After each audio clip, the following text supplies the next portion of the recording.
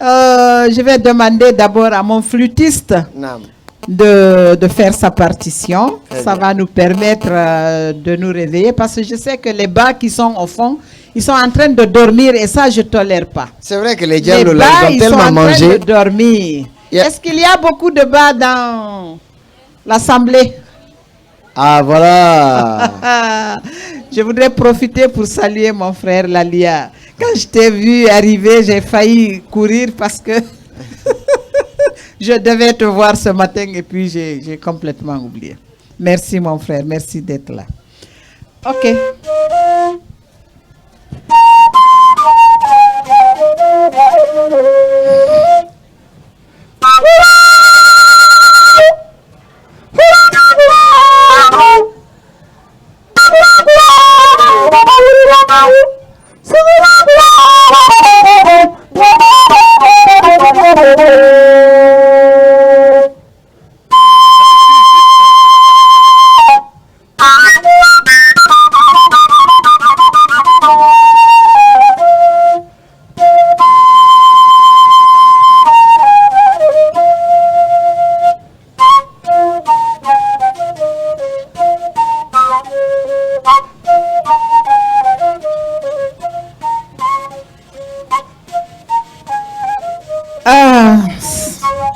C'était à Kurawal. Plusieurs lunes ont traversé les cieux, laissant tomber leur chapelet de souvenirs, joyeux ou tristes, aux passagers de la terre de Kurawal. Les hommes meurent, les arbres tombent, les ponts s'écroulent, les montagnes s'affaissent, signe que vitalité est synonyme de mortalité. Au petit village de Kurawal, la vie était belle. Les habitants vivaient heureux, l'entente et la prospérité, le travail et la santé, l'amour et la bonne humeur, la jeunesse et son jeune sourire, la flûte pastorale accueillant le retour des troupeaux le soir, le violon égayant la place publique, le solo têtu des jeunes filles sur le chemin du marigot. Voilà l'ancien Kurawal, là-bas dans le lointain Fouta Djallon.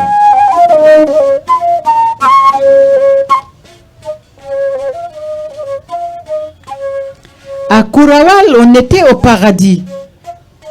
Le ciel de Kurawal était plus bleu que partout ailleurs. Les rayons du beau soleil étaient plus doux que la douceur de l'Ouata. L'eau des marigots de Kurawal, plus fraîche que les eaux de tous les marigots du monde. Les filles de Kurawal plus belles que toutes les filles du monde. Les greniers de Kurawal pleins, les vaches pleines, les champs de fonio recouverts de leurs draps de velours. Kurawal était un véritable paradis terrestre.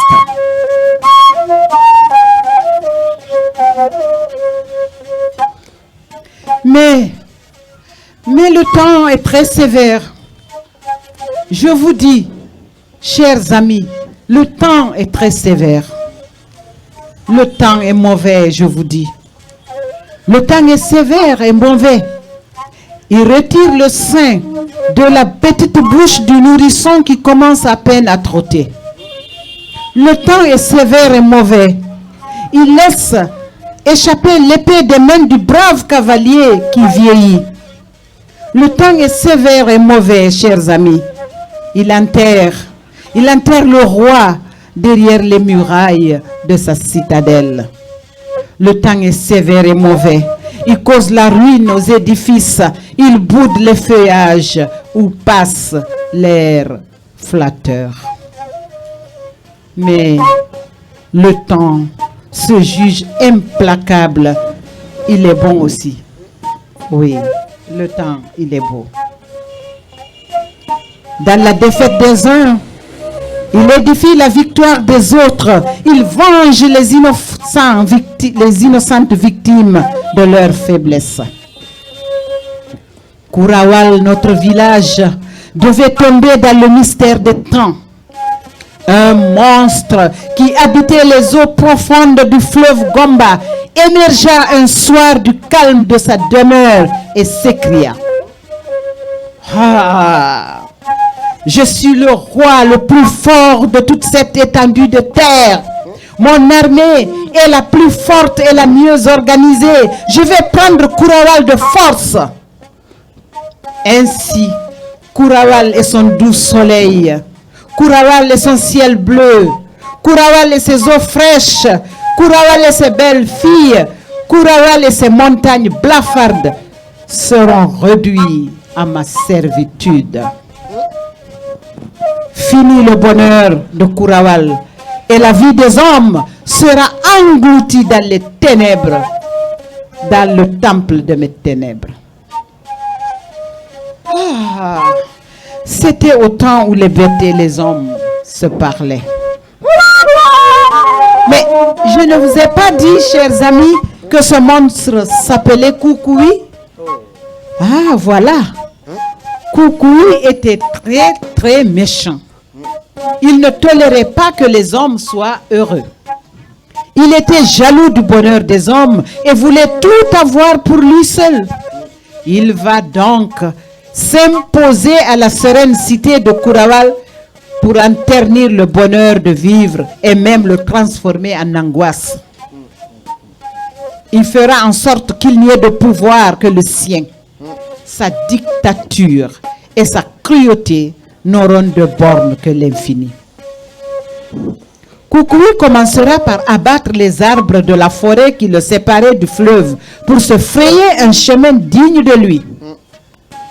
Il parvient au village où son apparition causa désarroi. Son souffle d'enfer fit envoler des toits de cases et renverser des murailles.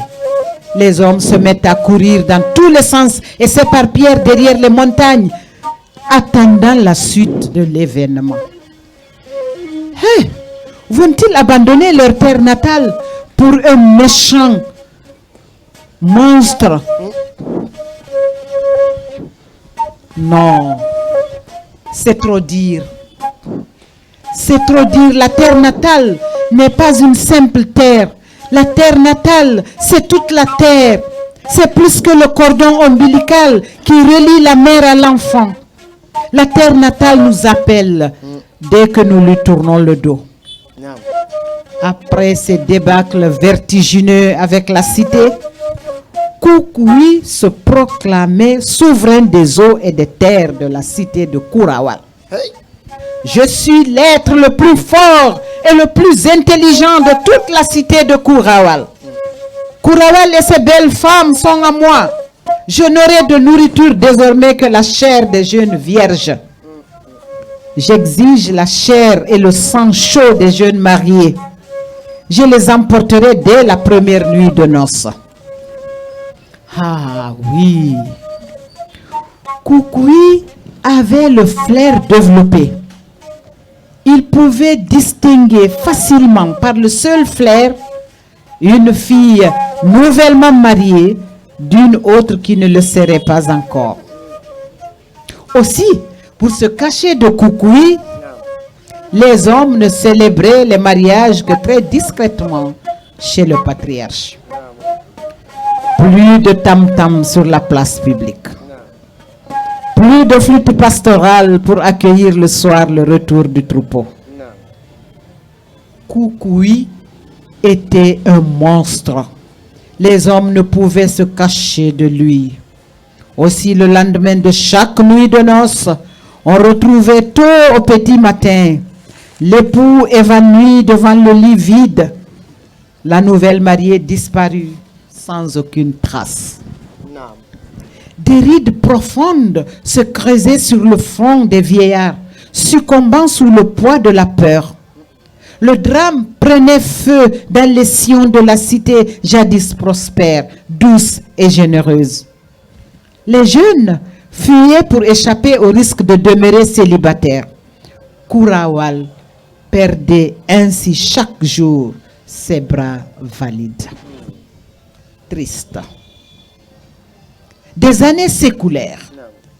Kourawal saignait dans les craintes mystérieuses de Koukoui et ne trouvait de consolation que dans les larmes. Personne, je vous dis, n'osait plus parler de mariage. D'ailleurs, qui devait désormais prendre femme? Les jeunes hommes s'en étaient allés là où Koukoui n'existait pas. La malédiction a enfoncé ses racines épineuses dans la chair et dans l'âme des habitants. Le village réduit en silence. Les oreilles de Koukoui étaient plus puissantes qu'un radar. Ciel de nuages. Le temps passait. À l'extrémité ouest du village, vivait seule et solitaire une vieille femme tenue au mépris, traitée de sorcière, accusée d'avoir attiré la colère du monstre sur le village. On chantait qu'elle se vengeait de l'affront que la petite communauté lui portait. Elle s'appelait Sira. De la savane Mandingue au massif montagneux du Fouta Djallon, en passant par le pays des noix de coco, une personne âgée, pauvre et sans famille est généralement traitée de sorcière, donc maléfique. C'est ainsi que jadis, certaines vieilles femmes s'éloignaient des vexations gratuites du village dont elles étaient l'objet de la part des villageois pour s'installer loin dans la brousse où leur vie se mêlait à celle des animaux. Même certains marabouts faisaient de même. Les Peuls les appellent Tungaranke. Peut-être les appelle-t-on ermites en français. Sira, quant à elle, demeurait à Kourawal quotidiennement, atteinte par les rafales des lèvres méchantes. Hey! Djouma, l'unique garçon de Sira, l'avait quitté il y a longtemps. Il était allé en aventure au pays des Blancs. Là-bas, avait-il précisé un jour à sa mère, il trouverait fortune et subviendrait à tous les besoins de sa famille. Plusieurs années se sont écoulées depuis. Et maintenant, aucune nouvelle du fils aventurier ne parvenait aux oreilles de la vieille Sira. Aucun de ces nombreux voyageurs qui passaient ne témoignait l'avoir rencontré. Mon Dieu, des charlatans auxquels Sira s'était confié disaient que Djouma serait mort, jeté dans la mer Méditerranée ou agressé par des brigands ou des gardes côtiers ou sur le chemin de l'exil. Sira, la vieille Sira, avait tellement pleuré que ses larmes avaient tari. D'ailleurs, vous savez tous, à force de torture morale, le cœur finit par se vider de tout sentiment. Mais la providence est pleine de surprises. Les voies de Dieu sont insondables. Est-ce que la cour dort? Non, la cour. Le conte peut continuer? Oui. T'allais. Talate. Djouma avait certes souffert comme tous les aventuriers du monde. Il avait traversé la mer et escaladé des montagnes hautes comme le ciel.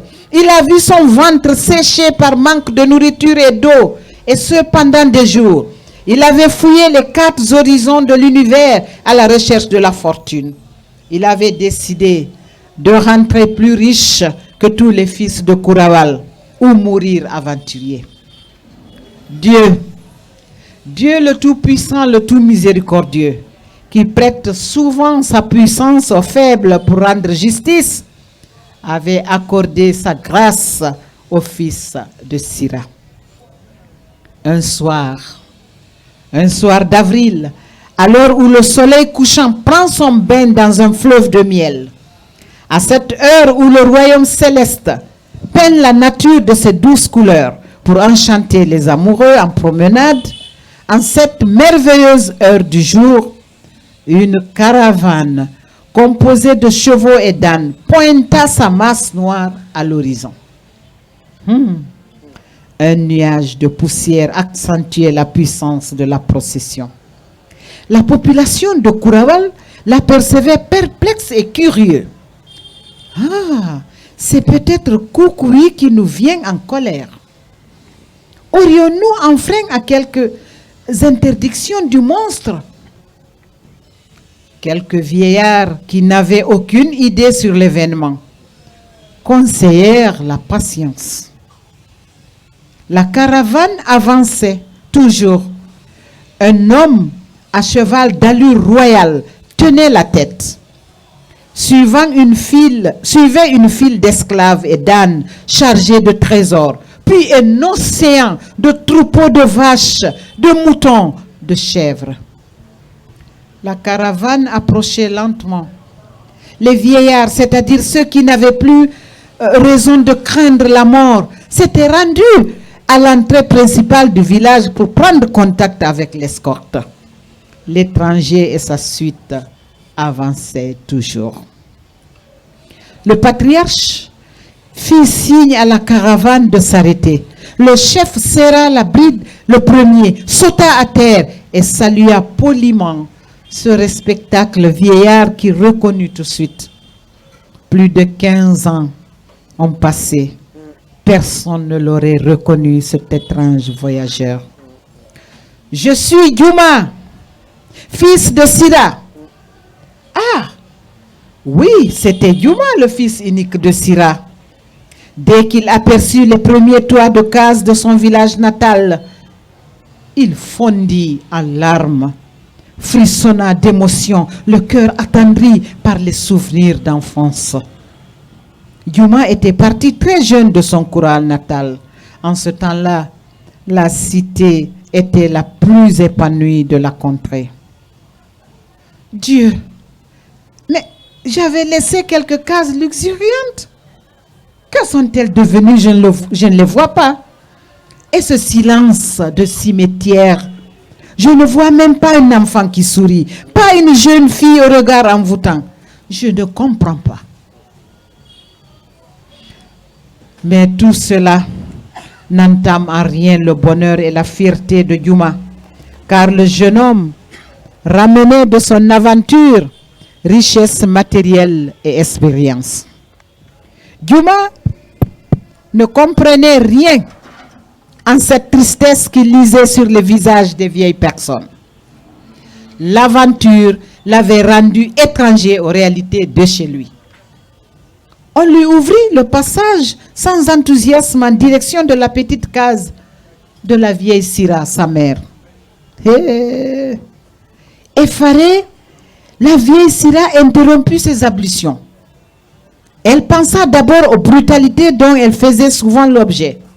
Elle prit peur et tenta de se dérober. Ah, cette fois-ci, ils viennent me chercher pour le bûcher comme ils m'en avaient averti la dernière fois. Oh mais non, je suis trop vieille pour attendre dignement la mort au port des offensés comme ici. On veut m'apprendre peut-être que Djouma est mort. Pourtant, je n'ai jamais tremblé à cette idée. Je sais que les reins d'une mère tremblent toujours quand son fils est en danger. Oh, que la vie est ponctuée de cauchemars. Ainsi murmurait la victime de la solitude. Mais à un pas d'elle, Djouma descendit de sa majestueuse monture et lui tendit la main dans un sourire plein de grâce et d'émotion. La vieille Sira, qui ne l'avait pas encore reconnue, leva la main elle aussi avec une tiédeur de personnage intrigué. Alors, les larmes du fils descendirent le long de ses joues. Mère, mère, ne me reconnaissez-vous pas? C'est Djouma, votre fils, qui vous a quitté à l'âge de 10 ans. Non, non, jeune homme. Laissez-moi tranquille. Mais mère, il y a si longtemps, mais c'est quand même moi, Djouma. La vieille, qui ne croyait rien en ce que racontait le fier cavalier, répondit. Non, jeune homme, non. Vous n'êtes peut-être qu'un généreux voyageur, désireux de me consoler, ayant appris ma désolation. Je sais que le nom de mon fils Yuma n'est qu'une légende dans ma mémoire et une plaie qui ne cesse d'envahir mon cœur. L'auriez-vous rencontré par hasard? Serait-il mort? Et comment? Tu sais, jeune homme, on m'appelle la sorcière du village depuis que mon fils m'a quitté. C'est pour cette raison que je suis triste. Non, ne me parle plus de Yuma. Excuse-moi. Mère, je vois votre peine et je comprends. Mais c'est encore moi, Yuma, votre fils. Regardez un peu le bout de mon index gauche. Regardez. Quand je vous aidais tout petit à tailler la manchette de votre daba. Voici mon dos. Regardez mon dos. Reconnaissez-vous à mon flanc droit cette tache noire avec laquelle je suis venu au monde? Alors, la vieille Sira ouvrit grandement les yeux. Deux petits yeux qui se noyèrent aussitôt dans les larmes. Dieu de la miséricorde. Dieu le Tout-Puissant. Ah oui, donc c'est toi, Yuma. C'est bien toi. Je ne l'aurais jamais cru. Je vois bien que ton beau sourire d'enfance demeure encore. Oh, mon Dieu, Yuma, c'est bien toi. La mère serra le fils contre son cœur et lui dit: avec ton retour peut-être, cesserai-je d'être appelée la sorcière du village. Est-ce que la cour dort? Tale. Le conte peut continuer. Yuma serra les dents, bomba la poitrine et dit à sa mère: tout cela va finir, mère, quitte à ce que Kurawal finisse entre mes mains. Oh non, Yuma. Non, mon fils, ne répète plus cela. L'esprit de vengeance détruit la patrie. Tu es le produit de la petite communauté de Kurawal. Tu dois la construire et non la détruire. Venger l'offense n'appartient qu'à Dieu, unique propriétaire des jours à venir. Oui, mère, mais on cessera tout de même de vous appeler la sorcière à partir d'aujourd'hui. Les jours succédèrent aux jours, les semaines aux semaines, les mois aux mois. Chaque matin après la mosquée, les notables passaient pour saluer Sira. Hier sorcière, aujourd'hui vénérable mère de Yuma, le plus riche du village. Yuma, l'aventurier, revenu à Kurawal avec de nombreux esclaves, des dizaines d'ânes chargés de trésors et de troupeaux de vaches, de moutons et de chèvres. Et Yuma glissait toujours dans la main quelques pièces d'argent pris de la traditionnelle noix de cola. Vous savez, chers amis, l'homme est intelligent. C'est pourquoi il ne prend position qu'à la faveur du présent. On chantait les louanges de Sira comme un credo populaire. Le destin de la cité l'avait rendu cher à la cité. Ainsi est tissée la trame de l'histoire. C'est souvent dans une compostière que pousse le plus grand arbre, point dominant des géants de la forêt. Mais le silence de la vieille Sira et sa tristesse. Le fils béni ne comprenait rien en tout cela. Pourquoi ni la mère ni les sages n'apprirent la nouvelle à Yuma? L'énigme s'effondrait dans son cœur à voir son village endolori par un mal de lui inconnu. Pourtant, ma richesse devrait enchanter sinon le village, mais au moins ma mère qui en est la plus concernée. Mais il faut que je perce le silence de son secret. Les vieilles personnes sont souvent très renfermées. Ma mère doit souffrir de mal qu'elle persiste à terre. Ce jour-là, dès après la prière du crépuscule, Yuma alluma lui-même le petit feu de bois qui nonchalamment réchauffait les vieilles veines de sa mère. Il s'assied au bas du lit maternel et narra toute son aventure. Et il conclut: Mère, grâce à vos bénédictions, me voici revenu à vos côtés. Maintenant, ma grande prière est que le Tout-Puissant vous donne la chance de porter votre petit-fils dans vos bras. Pour cela, je vous laisse le soin de trouver la jeune fille que je dois marier. Allahu Akbar. Il n'a rien compris. La vieille Sira, les yeux ombrés de larmes, resta muette. L'émotion et l'angoisse s'étaient croisées dans son cœur. Le fils réclame son droit, la mère ne peut faire son devoir. Enfin, la vieille Sira se décida de dévoiler l'énigme qui étreignait la cité à la gorge. Mon enfant, comme tu l'as senti, ma joie est totale depuis que tu es revenu. Mais je ne dois le manifester quand la cité doit mal entendre mes éclats de rire. Mon fils, dans la société, le malheur de ton prochain doit toujours étouffer ton bonheur individuel. Les filles sont nombreuses et auraient rivalisé pour devenir tes épouses. Mais quoi, mère? Mais quoi? Mais le village a un tutélaire, un autre que le roi, un autre que le Kuntigi qui est là. Un titulaire autre que le roi. Un titulaire autre que le roi? Et qui est cet autre? Mon fils, c'est un monstre qui règne aujourd'hui sur la cité. Et son règne est des plus sanglants que j'ai vu depuis bientôt un siècle. Ce monstre s'appelle Koukoui. Sa grosseur et sa taille sont celles d'un baobab. Surtout, Koukoui ne veut entendre parler de mariage sur l'étendue du territoire. Mon fils, s'il te plaît, ne t'attire pas la foudre de ce monstre. Ne t'attire aucun malheur. Moi, ta mère, je t'autorise à retourner. Va ailleurs, va vite. Mais tu peux aller compléter l'information auprès de notre patriarche. Lui t'expliquera mieux notre malheur. Et la vieille fondit en larmes. Djouma regardait sa mère comme s'il rêvait. À pas pressé, il se rendit chez le patriarche qui lui raconta la tragédie dans la chaleur d'un guerrier prêt à aller au champ de bataille. Avec Koukoui, le combat n'était pas terminé encore.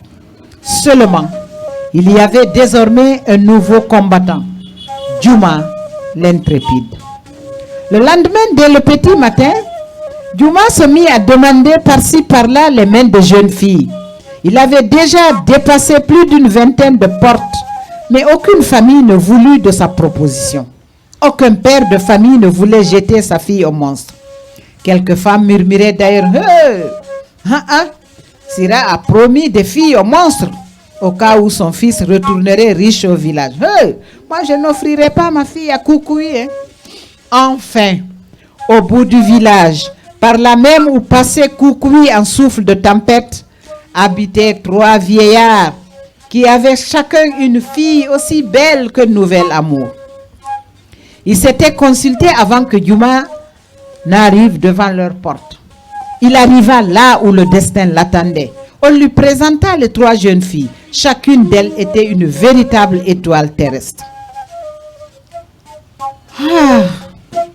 Les filles avaient courageusement obéi à leurs parents. L'époque de la contestation n'était pas encore connue. La date de leur mariage fut fixée. Les familles se mirent à préparer le mariage de leurs filles. Djouma, de son côté, réellement satisfait de son choix, prépara activement son mariage. Enfin, arriva le grand jour. La nuit tombée, un grand vent souffla du fleuve Gomba, renversant des toits de cases et des arbres.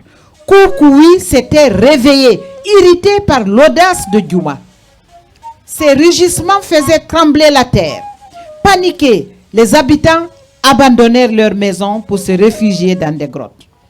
Mais les 3 jeunes filles, Fatoumata, Négué et Djebou, demeurèrent lucides derrière Djouma, dont le calme les rassurait. En quelques battements de paupières, voici Koukoui devant la porte de Djouma, le fils béni. Djouma, ô Djouma, fils de Sira, ta vanité n'a d'égal que ton insolence. Mais Djouma, tu me le paieras cher, tu paieras de ta témérité. J'ai senti le parfum de 3 jeunes vierges dans ta maison. Du jamais vu dans ce monde, du jamais vu dans cette cité, surtout depuis qu'elle est sous mon pouvoir. Ce que tu as fait, tu me le paieras cher, cher, cher. Tu as mis du feu sur ma demeure sacrée, je mettrai du feu sur la tienne. Djouma gardait le calme, les filles aussi. Koukoui, très furieux, reprit. Je prendrai Fatoumata pour cette nuit. Je reviendrai après demain prendre Négué. Et 2 jours après, ce sera le tour de Djebou. Et toi, Djouma, je t'accorde la chance de vivre 10 jours après ma dernière proie. Sira, du fond de sa case, ne cessait de pleurer. Elle pressentait la mort de 3 jeunes filles et de son fils comme une réalité inéluctable. Et puis après tout ce malheur, elle retomberait dans l'abysse des vexations de la cité. Le poids de l'anxiété sabrait la mère au cœur. Elle préférait mourir avant la riposte. Mais, chers amis, dans cette vie ici-bas, il n'y a jamais une âme sans aucun espoir. Chaque cité de l'humanité a un héros. Djouma qui n'avait peur que de Dieu, parce qu'il n'y a que Dieu qui fait peur. Djouma, fils de Sira, Djouma l'intrépide, composa sur place cette réponse. Koukoui, tu as rougi la terre de mes ancêtres du sang de leurs enfants. Aujourd'hui, j'éteindrai ta flamme pour venger mes aînés disparus. Et tu n'auras aucune de mes femmes, Koukoui. Je te tuerai, Koukoui, je te tuerai. La nuit était noire. La nuit était totale. Le destin aussi. En entendant ces paroles venimeuses, le monstre entra dans une vive colère. De ses yeux multiples jaillirent des flammes. Koukoui était furieux. Il était si furieux que sa voix ne put produire aucun son. Il ouvrit sa gueule si grandement qu'on aurait dit qu'il eût voulu avaler un arbre et non un être. Il fonça sur les 3 filles et hop, il avala Fatoumata jusqu'au cou. Le temps de refermer la gueule, le sabre de Djouma avait rendu justice. Il avait fendu la mâchoire de la bête jusqu'à la nuque. Le crâne tomba comme un bloc, glissant d'une montagne. Fatoumata se retrouva par terre sans aucune égratignure, comme si elle ne fût jamais avalée. Les cris de joie des 3 jeunes filles ébranlèrent le silence de la cité. Incroyable mais vrai, Djouma venait d'accomplir l'impossible. Le village accourait. Le monde était là comme surgi des terres, dansant autour du corps inerte du monstre. La fête avait repris de plus belle la nuit suivante devant la porte de Sira et la place publique. Le lendemain, les anciens désignèrent Djouma comme roi de Kourawal.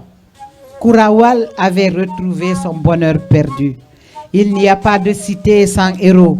Aucun monstre ne peut régner longtemps sur l'empire des hommes. Moi, Zainab la pastorale, je dépose à vos pieds ces vertes paroles.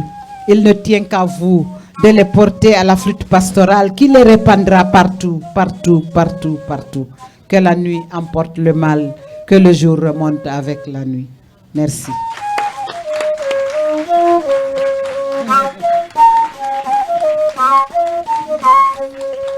Merci.